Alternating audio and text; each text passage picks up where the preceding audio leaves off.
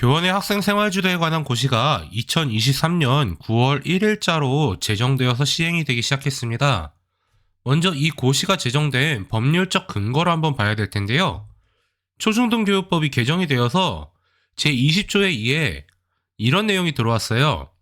학교회장과 교원은 학생의 인권을 보호하고 교원의 교육활동을 위하여 필요한 경우에는 법령과 학칙으로 정하는 바에 따라 학생을 지도할 수 있다라고 명시가 됐고요. 이것에 따라 시행령에서는요. 학교회장과 교원은 다음 각 호의 어느 하나에 해당하는 분야와 관련하여 조언, 상담, 주의, 훈육, 훈계 등의 방법으로 학생을 지도할 수 있다라고 이야기하고 있어요.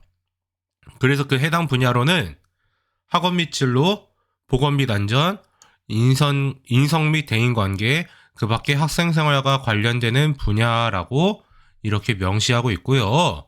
이 지도 범위와 방식 등에 관한 기준을 정해서 고시한다라고 이야기를 해서 이 교원의 학생생활 지도에 관한 고시가 제정이 되게 되었답니다. 이제 고시를 처음부터 끝까지 주요 내용들을 토대로 한번 살펴보도록 하겠습니다. 먼저 고시 제3조에서는요. 교육 3주체의 책무를 이야기하고 있어요. 교육 주체 3가지는 학생, 교원, 보호자를 이야기합니다. 이들은 상호 간의 권리를 존중하고 타인의 권리를 부정 또는 침해하지 않도록 노력해야 한다라고 명시하고 있어요. 그러면서 각각 해야 될 책무에 대해서 상세히 명시하고 있는데 먼저 학생부터 보면은 학칙, 학교에 있는 규칙을 준수해야 한다라고 이야기하고 있고요. 학교장, 교원의 생활지도를 존중하며 따라야 한다고 명시하고 있습니다. 이렇게 명시를 했다는 거는 이게 그동안 안 되고 있었다라는 이야기가 되겠죠. 두 번째, 교원은 학교장 포함입니다. 생활지도를 통해서 학생의 건강한 성장과 발달을 지원하고 학교 내의 질서를 유지하기 위해서 노력해야 한다라고 명시하고 있습니다. 그리고 학교장에 대해서는요. 학생과 보호자 그리고 교원 상호 간의 소통 증진을 위해서 노력해야 하고요. 교원의 원활한 생활 지도를 위한 제반 여건을 지원해야 한다라고 이야기를 하고 있어요. 이 제반 여건이라 함은 시설, 인력 등을 이야기하고 있습니다. 그리고 보호자에 대해서는요. 학교장, 교원의 전문적인 판단과 생활 지도를 존중해줘야 한다. 그 다음에 학생이 학칙을 준수하도록 지도해야 한다. 그리고 마지막 교육활동이 원활히 이루어지도록 협력해야 한다라고 명시하고 있습니다. 이렇게 책무가 명시가 되었다라는 것은요. 어떻게 보면은 당연한 일이지만 어떻게 보면은 이루어지지 않았다라는 이야기가 되기도 할 것 같습니다. 자, 그럼 이 책무에 따라서 어떠한 것들이 있는지 한번 볼게요. 고시 제4조에서는 수업 중에 휴대전화 사용에 대한 문구가 있습니다. 여기에 대해서는요. 원칙적으로는 수업 중에 휴대전화 사용은 불가능하다라고 명시를 하고 있습니다. 근데 여기에 대한 예외 조항이 있는데요. 예외 조항은 교육 목적의 사용이나 긴급한 상황 대응 등을 위해서 사전에 학교장과 교원이 허용하는 경우에 한해서는 사용이 가능하다라고 명시하고 있습니다. 그렇지 않다면은 사용 자체를 해서는 안 된다라는 이야기가 되겠죠. 자, 그런 다음에 고시 제5조부터 8조까지에는 생활지도의 범위를 명시하고 있는데요. 생활지도의 범위는 학업 및 진로, 보건 및 안전, 인성 및 대인관계, 그리고 그 밖의 분야 이렇게 4가지로 나눠볼 수 있을 것 같습니다. 자, 그러면은 고시에 따라서 각각 어떤 내용들을 이야기하는지 살펴볼게요. 먼저 학업 및 진로 분야는 교원이 수업권과 학생의 학습권에 영향을 주는 행위에 대해서는 생활지도를 할 수 있다라는 겁니다. 학교의 본질을 위협하는 거에 대해서는 생활지도를 할 수 있다라는 이야기죠. 학교의 면학 분위기에 영향을 줄 수 있는 물품을 소지 또는 사용하는 경우에도 생활지도를 할 수 있다라고 명시하고 있고요.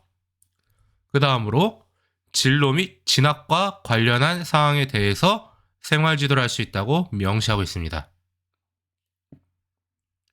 두 번째, 보건 및 안전 분야는요. 자신 또는 타인의 건강에 영향을 주는 사항에 대해서 생활지도가 가능하다라고 이야기하고 있어요. 그리고 두 번째, 건전한 성장과 발달에 영향을 미치는 경우에 대해서 생활지도 할 수 있다라고 명시하고 있고요. 세 번째, 자신 또는 타인의 안전을 위협하거나 위해를 줄 우려가 있는 행위에 대해서 생활지도를 할 수 있다라고 명시하고 있습니다. 세 번째, 인성 및 대인관계 파트에서는요, 전인적인 성장을 위한 품성 및 예절 지도를 위해서 생활지도를 할 수 있다라는 이야기를 하고 있어요. 이 세상은 혼자 사는 게 아니잖아요. 그리고 두 번째로는 언어 사용과 관련된 의사소통 행위에 대해서도 생활지도를 할 수 있다라는 이야기를 합니다. 그리고 세 번째, 학교폭력 예방 및 대응, 학생 간의 갈등 조정 및 관계 개선 분야에 대해서도 생활지도를 할 수 있다라고 명시하고 있어요. 그리고 네 번째 파트, 그 밖의 분야에서는요, 특수교육 대상자와 다문화 학생에 대한 인식 및 태도를 위해서 생활지도를 할 수 있다라고 이야기합니다. 특수교육 대상자와 다문화 학생에 대해서 혐오, 차별, 발언 등등등을 하는 게 너무 흔하기 때문에 이런 것들이 명시가 되었다라고 보여집니다. 그리고 건전한 학교 생활 문화 조성을 위한 용모 및 복장에 대해서도 생활지도를 할 수 있다는 거예요. 그리고 비행 및 범죄 예방, 그리고 마지막, 그 밖에 학칙으로 정하는 사항에 대해서는 생활지도를 할 수 있다라고 명시를 하고 있습니다. 지금까지 생활지도의 범위를 보면은 되게 원론적인 이야기를 하고 있어요. 자, 그러면은 다음으로 생활지도 방식, 고시 제2조와 9조부터 14조까지 명시하고 있는 생활지도 방식을 보면은요, 크게 6가지로 나눌 수 있는데요. 조언, 상담, 주의, 훈육, 훈계, 보상이 이렇게 6가지로 나누어서 생활지도를 할 수 있다라고 그 방식을 규정하고 있어요. 동시에 여러 개의 사용도 가능하겠죠?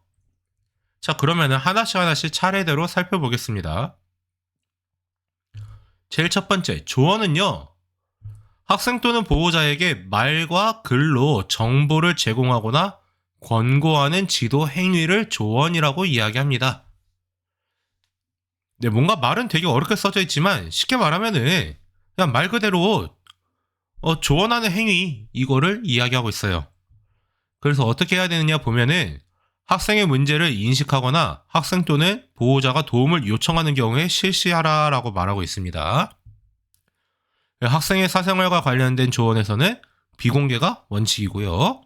학생의 문제 개선을 위해 전문가의 검사, 상담, 치료를 보호자에게 권고할 수 있다라고 명시하고 있습니다. 자, 다음 두 번째, 상담은요, 학생 또는 보호자와 학생의 문제를 해결해 나가는 일체의 소통 활동이라고 정의를 내리고 있어요. 쉽게 말하면은 학생과 대화하는 거, 보호자와 대화하는 거, 이 모든 것들을 이제 상담이라고 규정할 수 있을 것 같아요. 마찬가지 이거는요, 학생의 문제 해결을 위한 원인 분석, 대안 모색 등이 필요한 경우에는 학생이 요청하든 보호자가 요청하든 교원이 요청하든 누구든지 요청할 수 있다라는 겁니다. 수업 시간 외의 시간을 활용하는 게 원칙이에요. 근데 예외로 두고 있는 거는요, 이제 학교에는 진로교사가 있죠. 그 진로교사나 전문 상담교사에 의한 상담, 그리고 학교장과 보호자 간의 상담 등은 수업 시간 외에 시간 활용 원칙에서 제외가 된다라는 겁니다. 학교장은 수업을 안 하니까 보호자랑 상담하는 게 뭐 문제될 게 없죠, 수업 시간에. 자, 여기 상담 내용은 해당 학생 또는 보호자 외의 제3자에게 누설할 수 없다라고 명시하고 있습니다. 하지만 여기에 예외 조항으로 달려있는 게 다른 법령에 특별한 규정이 있는 경우에는 그 법령에서 정하는 바에 따른다라고 명시하고 있어요. 근데 예를 들면 저런 겁니다.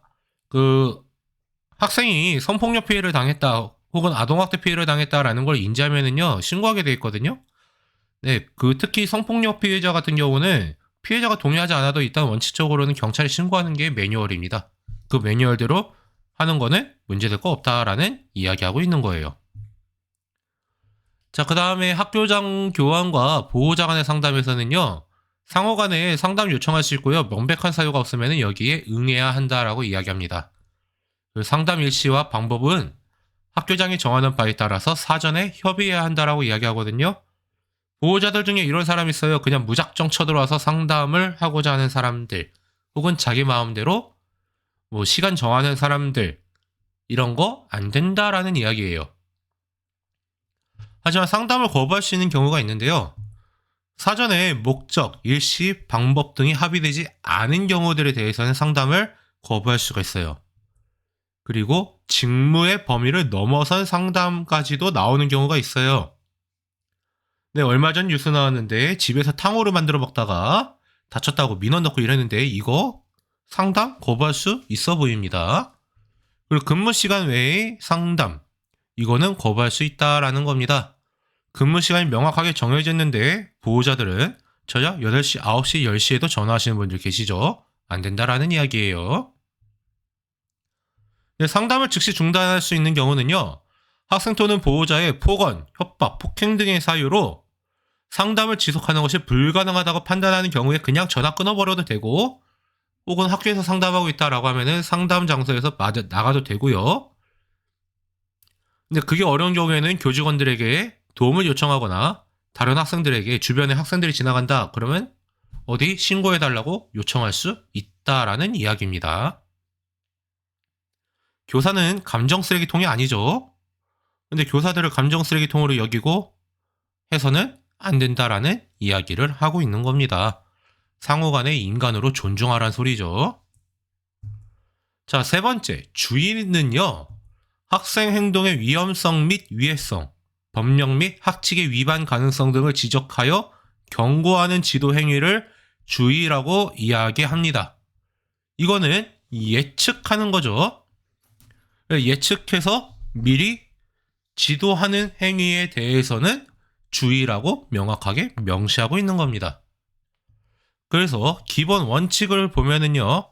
학생의 행동이 학교 안전 및 교내 질서 유지를 저해해야 할 소지가 있는 경우, 수업 중 휴대전화를 사용하는 경우, 그 밖에 수업에 부적합한 물품을 사용하는 경우에 대해서 주의를 할 수 있다라는 이야기입니다.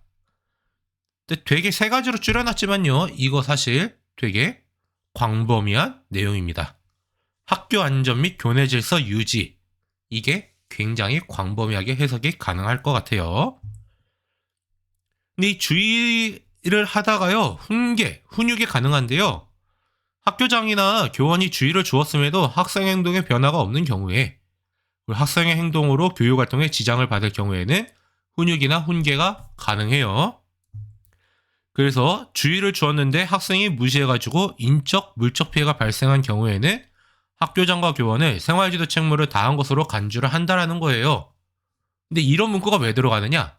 그전에는 이거 갖다가 소송을 걸어가지고 교사들한테 민사까지 거시는 분들이 워낙에 쉽게 발견이 되니까 이런 것들까지도 들어가는 거예요. 자, 그 다음에 네 번째, 훈육 볼게요. 훈육은 지시, 제지, 분리, 소지물품 조사, 물품 분리 보관 등을 통해서 학생의 행동을 중지하는 지도 행위를 이야기합니다. 학교에서 하는, 교사들이 하는 생활지도는 대부분 훈육에 들어가겠죠. 상당수가요. 자, 보면은 조언, 주의로 학생에 대한 행동 중재가 어려운 경우에 훈육을 한다라고 이야기를 합니다. 자, 이 말은 이 생활지도의 방식 6가지가 사실 하나로 묶여서 운영이 된다라는 소리를 하고 있는 겁니다. 자, 그리고 학생이 바람직한 행동 변화를 위해서 노력하도록 특정한 과업을 부여하거나 특정한 행위를 할 것을 지시할 수가 있어요. 네, 물론 이때는 학생의 인권을 존중하고 법령과 학칙의 범위에서 지시가 이루어져야 한다라고 명시하고 있습니다. 근데 법령이 굉장히 현재로서는 부실하죠. 자, 그리고 법령과 학칙에 따른 금지된 행동을 하는 학생을 발견할 경우에는 즉시 중지하도록 말로 제지하라라는 겁니다. 선생님들 학생 몸에 손 대지 말아라. 애가 막 날뛰어도 말린다고 뒤에서 끌어안거나 그런 짓 하지 마시라는 이야기예요. 네, 물리적 제지를 할 수 있는 경우, 교원 또는 타인의 생명, 신체에 위해를 끼치거나 재산에 중대한 손해를 끼칠 우려가 있는 긴급한 경우에 가능하다라고 하는데요. 이 긴급한 경우, 네, 가능하다라고 이야기하고 있어요. 예를 들어 2023년에 실제 발생한 사건이죠. 학교에서 흉기 난동 사건이 벌어졌다.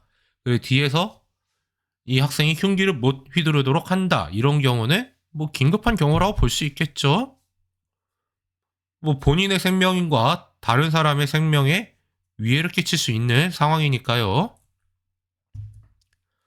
자, 그런데 이 물리적 제지가 있을 경우에는요. 학교장한테 지체 없이 보고하고요. 학교장은 보호자한테 통보하라라고 명시하고 있습니다. 통보의 주체가 학교장이에요. 법령대로면은요. 자, 이제 교육활동 방해 학생도 분리할 수 있는데요. 학생이 교육활동을 방해해서 다른 학생의 학습권 보호가 필요하다고 판단하는 경우에 실시가 가능합니다. 여기서 크게 4가지 단계로 나뉘어지는데요. 1호 조치는요. 수업 시간 중에 교실 내 다른 좌석으로 이동시키는 겁니다. 그리고 2호 조치는 교실 내 지정된 위치로 분리시키겠다라는 거예요. 뭐 예를 들면 교실 앞자리로 따로 뺀다라는 등등등의 이야기가 될 것 같아요. 그리고 3호 조치는요. 수업 시간 중 교실 밖에 지정된 장소로 분리시킨다라는 이야기고요. 4호 조치는 정규 수업 외의 시간에 특정 장소로 분리시킨다라는 이야기입니다. 4호 조치 같은 경우는 뭐 학교폭력 사건에 해당하겠죠. 뭐 그런 사건들이나 해당할 거고요. 보통은 1, 2호 조치와 3호 조치까지도 가능할 것 같습니다. 근데 학교에서 학생의 가정학습을 하라라고 지시할 수 있는데요. 그 지시할 수 있는 요건은 3호, 4호에 따른 분리 조치를 거부하는 경우에 가능해요. 자, 그리고 하루에 2번 이상 분리를 실시하였음에도 지속적으로 교육활동을 방해한다. 그래서 다른 학생들의 학습권 보호가 필요하다라고 할 때는 학교에서 학생 보호자한테 학교 들어오라 그래서 학생 데리고 집에 가가지고 가정학습 시켜라 라고 말할 수 있다라는 거예요. 근데 이게 중고등학교에서는 뭐 현실적으로 어렵겠죠. 교과 담당 교사가 다 틀리니까요. 초등학교 같은 경우에 1교시 난동 부렸다, 2교시 난동 부렸다. 그럼 3교시 때 이제 집으로 보내는 거 가능하겠죠. 자, 그리고 학생의 소지물품 조사도 가능합니다. 뭐 지금도 불가능하진 않아요. 근데 여기에서는 가능한 범위를 명시하고 있는데요. 학생이 자신 또는 타인의 생명과 신체에 위해를 끼치거나 재산에 중대한 손해를 끼칠 우려가 있는 물품을 소지하고 있다고 의심할 만한 합리적인 이유가 있는 경우에 한해서 학생의 소지 물품을 조사해라 라고 이야기하고 있습니다. 가령 이런 경우 있어요. 이 학생이 뭐 학교폭력 사안을 벌였는데 그때 도구를 쓴 것 같아요. 근데 그 도구가 보이지 않아요. 분명히 학생 가방에 있을 것 같아요. 그래서 소지물품 조사하겠다라고 했는데 이게 도구를 쓴 거지 앞으로 쓴다라는 보장이 없잖아요. 이럴 경우에는 네, 현실적으로 물품 조사가 어려워지는 현실입니다. 근데 학생의 물품을 이제 조사했다, 그래서 찾았다, 이럴 때 분리하여 보관할 수 있는 경우가 있는데요. 2번 이상 주의를 주었음에도 학생이 계속 사용하고 있다 라고 하면은 교사가 분리해서 보관할 수 있다라는 겁니다. 자, 그 다음에 학생 및 교직원의 안전과 건강에 위해를 줄 우려가 있는 물품, 이런 것들도 분리보관 가능하고요. 그리고 관련 법령에 따라 학생에게 판매될 수 없는 물품, 뭐 쉽게 말하면 술, 담배 이야기하는 거죠. 학생들 담배 소지 너무 잘하고 있으니까요. 이런 것들은 분리하여 보관할 수 있다라는 겁니다. 그리고 그 밖에 학칙으로 정해서 소지와 사용을 금지한 물품들, 이런 것들은 학생의 물품을 교사가 따로 분리해서 보관할 수 있다라는 겁니다. 자, 그러면은 늘 그렇듯이 교사들에게 역할을 부여를 해요. 자, 그래서 교실 밖으로 분리하거나 학생을요, 학생의 물품을 따로 분리 보관할 경우에는 학교장에게 나는 지도를 언제 어떠한 이유로 했습니다 라고 보고를 하고 학교장은 보호자에게 통보하라 라고 되어 있습니다. 마찬가지 통보의 주체는 학교장이에요. 자, 그리고 학급 담당 교원, 보통 담임교사를 이야기하는 것 같아요. 이때는 학급 생활지도에 관한 세부 사항을 학급 생활규정으로 정해서 시행이 가능하다라고 말하고 있습니다. 그래서 법령과 학칙 범위 내에서 선생님들 보면은 학급 규칙을 따로 정하시는 분들 계셔요. 이렇게 정해서 시행이 가능하다라는 겁니다. 예를 들어 학교 규정에서는 핸드폰을 등교하자마자 거둘게 라고 명시해 있는데 담임교사가 나는 안 거둘 거야. 대신에 니네가 잘못하면 그때부터 거둘게. 이거는 안 된다라는 거죠. 학교 규정을 벗어났으니까요. 자, 5번째, 훈계입니다. 이건 학생을 대상으로 바람직한 행동을 하도록 문제 행동을 지적해서 잘잘못을 깨닫게 하는 지도 행위를 훈계라고 이야기합니다. 최근 학생들은 훈계를 안 받아들이죠. 그런 학생들이 있죠. 보호자랑 마찬가지로. 근데 이거를 명확하게 명시를 했습니다. 자, 그리고 조언, 주의, 상담, 훈육 등에도 불구하고 자신의 잘못을 인정하지 않거나 잘못된 언행에 개선이 없는 경우에 실시해라 라고 명시하고 있습니다. 훈계 원칙은요, 훈계의 사유와 함께 바람직한 행동 개선 방안까지 함께 제시해야 합니다. 그리고 훈계 사유와 관련된 과제까지 함께 부여가 가능한데요. 자, 첫 번째는 문제 행동을 시정하기 위한 대안 행동을 부여할 수 있고요. 두 번째, 성찰하는 글쓰기를 시킬 수 있고요. 세 번째, 훼손된 시설과 물품에 대한 원상 복구 혹은 청소까지도 다 시킬 수 있다라는 이야기입니다. 여섯 번째, 보상입니다. 학생의 바람직한 행동을 장려하기 위해서 유형, 무형의 방법으로 동기를 부여하는 지도 행위를 보상이라고 이야기합니다. 자, 이제 특수교육 대상자의 생활지도도 고시 제15조에 명시가 되어 있어요. 자, 특수교육 대상자, 여기에 대해서는요, 되게 좀 러프하게 써져 있는데요. 특수교육 대상자의 특성을 고려해서 생활지도를 해라 라는 겁니다. 우리 특수교육 대상자들이요, 정말 경계선에 있어가지고요, 일반 학생들과 구별이 크게 안 되는 학생부터 시작해가지고 누가 봐도 이 학생은 특수교육 대상자, 의사소통 안 되고 이런 학생들도 있어요. 자, 그래서 특수교육 대상자의 특성을 고려해서 생활지도 해라. 되게 러프하게 돼 있죠. 자, 여기에 통합교육학교의 학교장 역할이 있어요. 통합교육학교라고 하면 일반 학교에 특수학급이 들어가 있는 형태를 말하는 거거든요. 이때 학교장은 교직원 대상으로 장애 이해 및 특수교육 관련 연수를 실시해라 라고 하고 있고요. 통합학급의 학생 수를 줄이고 특수교육교원과 통합학급 담당교원의 협력을 하도록 노력해라 라고 말하고 있습니다. 자, 그럼 심각하게 문제행동 보이는 특수교육 대상자는 어떻게 하느냐? 이게 학교에 보면은 개별화 교육 계획이란 게 있어요. 특수교육 대상자 대상으로는. 이 특수교육 대상자 한 명에 대해서 어떻게 지도할 건지가 적혀 있는 건데요. 보통 특수학급 담당 교사가 작성을 합니다. 다 회의해서요. 자, 근데 이 개별화 교육 계획에 행동 중재 지원에 관한 사항을 포함시켜라라고 명시하고 있습니다. 자, 그럼 이제 고시 마지막에 생활지도 불응할 경우에는 어떻게 하느냐라고 보는데요. 생활지도 불응 시에는요, 교육활동 침해 행위로 판단이 가능합니다. 그래서 학교장한테 교육활동 침해 행위입니다. 교권보호위원회 열으세요 라고 해서 징계 요청을 할 수 있다라는 게 생활지도 고시의 마지막 내용입니다. 지금까지 이제 학생 생활지도 고시에 대해서 한번 살펴봤고요. 다음에 이 생활지도 고시와 관련된 또 다른 내용을 한번 또 살펴보도록 하겠습니다.